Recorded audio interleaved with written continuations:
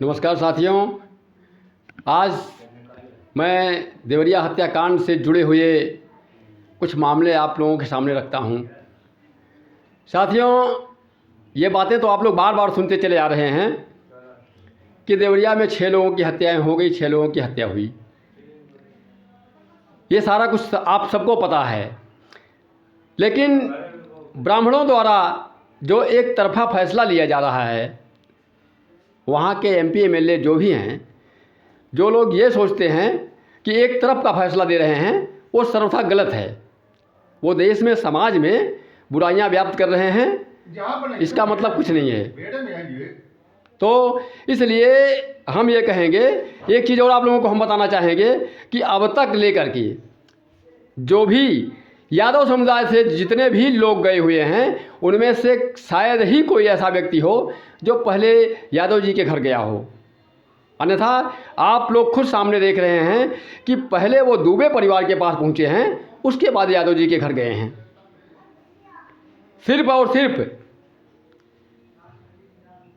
गगन यादव जी जो कि यादव जी के यहाँ जाकर के वापस लौट पड़े और उन्होंने यह तर्क भी दिया कि भाई हमारे लोगों के द्वारा ये ब्रेकिंग है कि हम वहाँ नहीं जाएंगे क्योंकि वो लोग हमारी तरफ नहीं आ रहे हैं। तो सबसे बड़ी बात यह है कि सभी लोग जानते हैं कि दुख जो है वो दोनों परिवारों के ऊपर है। बच्चे दोनों के अनाथ हुए हैं और दोनों के बच्चे मासूम हैं। ऐसा भी नहीं है कि किसी का बच्चा बहुत बड़ा हो चुका है, कमाने योग्य हो चुके हैं। सारे बच्चे मासूम हैं, अनाथ हैं। उनके मुंह को देखिए आप, तो आप समझ सकते हैं कि उनके ऊपर कितनी आपत्तियां पड़ी हुई हैं। लेकिन एक तरफ जहां ब्राह्मण समुदाय के लोग उस लड़के को, देवेश दुबे को चढ़ा बढ़ा करके भड़का रहे हैं और वो कहता है कि जब तक बुलडोजर नहीं चल जाएगा तब तक हम श्राद्ध नहीं करेंगे, जब तक ये नहीं हो जाएगा तब तक हम वो नहीं करेंगे। यानी कहने का मतलब ये है कि उसकी वाणी से ऐसा क्या पता चलता है आप लोगों को कि उसको बहुत बड़ा दुख हुआ है? नहीं। इसलिए आम तौर से लोगों को समझने का विषय है। सभी लोग मिलजुल कर इस बात को समझें कि जो कुछ हुआ वह बहुत बुरा हुआ, लेकिन अब आगे इससे बुरा ना हो। और उससे बुरा अगर होता है तो फिर उसका जिम्मेदार शासन प्रशासन पूरी तरह से है। और बाबा जी हेड ऑफ डिपार्टमेंट हैं यूपी के, ये उनकी जिम्मेदारी है कि वो शांतिपूर्वक इस बात को समझें। अगर इतने सारे लोग, 27 लोगों को नामजद किया गया, तो 27 लोगों का वो कहाँ से कहाँ खोज करेंगे, रिपोर्ट लगवाएंगे? यानी वो अवैध सर में बनाए हैं मकान, या दुबे का मकान अवैध बना हुआ है, या कभी जांच हुई? होना चाहिए ना। अगर यह बात है तो इसमें गुस्से की क्या बात है? दुबे के घर का भी जांच किया जाए कि ये ज़मीन वैध है कि अवैध है।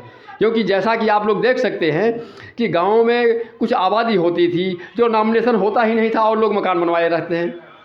बाद में चल करके अभी आप लोग समझ सकते हैं कि 15-20 साल पहले तो लोगों का मकान नंबर मिलना शुरू हुआ, उसके पहले कुछ भी नहीं था। तो ये सारी अफवाहें जो लोग फैला रहे हैं, जो दहशत फैला रहे हैं, जो यादव जी के बच्चों के साथ जुल्म कर रहे हैं, मानसिक पीड़ा दे रहे हैं उनको, बच्चे इतने मासूम होते जा रहे हैं, ऐसा लग रहा है कि सारे के सारे बीमार पड़ जाएंगे। बच्चों की मासूमियत देख करके ये लगता है कि आए दिन उनकी सेहत गिरती जा रही है। इस बात पर कोई ध्यान नहीं दे रहा है। और ये लोग कहने के लिए खड़े हैं कि नहीं, हम तो समाजवादी हैं, हम जो है कि ये समदर्शी हैं, सबको सामान लेके चलने वाले हैं। तो साथियों, अभी इसी कड़ी में हम एक चीज़ और आपको बताना चाहेंगे कि आपके महामहिम श्री अखिलेश यादव जी 16 तारीख को देवरिया में पहुंचने वाले हैं और उन्होंने ऐलान किया है कि हम पहले दुबे परिवार के यहाँ जाएंगे। इससे आप लोग अंदाज़ा लगा सकते हैं कि यादवों की सोच कैसी है।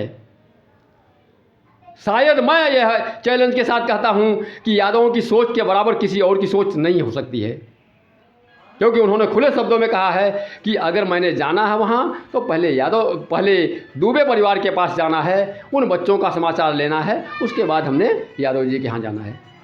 तो इस तरह से ऐसी सोच लेकर के और ऐसी सोच की, ऐसी विचारधारा का आप लोग सम्मान कीजिए। आगे आने वाले समय में भी उस विचारधारा को आगे बढ़ाइए ताकि हमारा समाज विघटित न हो। कोई भी जाति धर्म हो, उसमें किसी प्रकार की कोई बाधा न हो। हम नहीं कहते कि सवर्ण लोग हमारे अपने नहीं हैं, वो हमारे ही हैं।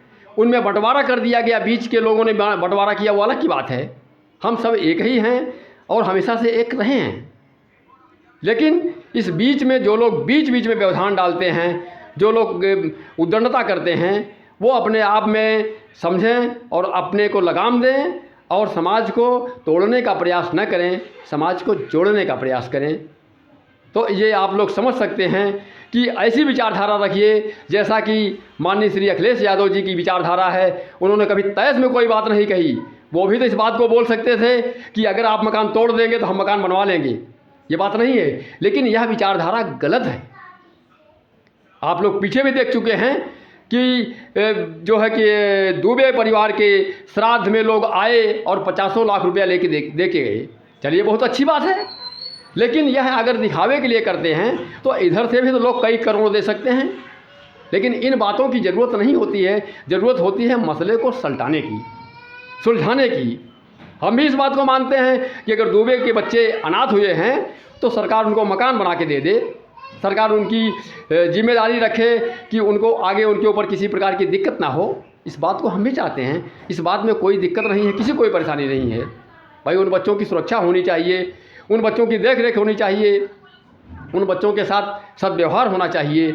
लेकिन अगर वो बच्चे और वहाँ के लीडर लोग यह कहते हैं, क्रांति फैलाते हैं कि नहीं हम तो यादव का मकान गिरा के ही रहेंगे और यादव के बच्चों को मिट्टी में मिला के रहेंगे, ये सर्वथा गलत है। अगर ऐसा लोग करते हैं तो सरेआम गलत है। हम नहीं चाहते हैं कि किसी भी बच्चे के साथ गलत व्यवहार हो। बच्चे वो भी मासूम हैं, बच्चे वो भी मासूम हैं। इसलिए दोनों बच्चों का ध्यान रखते हुए शांति बनाए रखें। जय हिंद,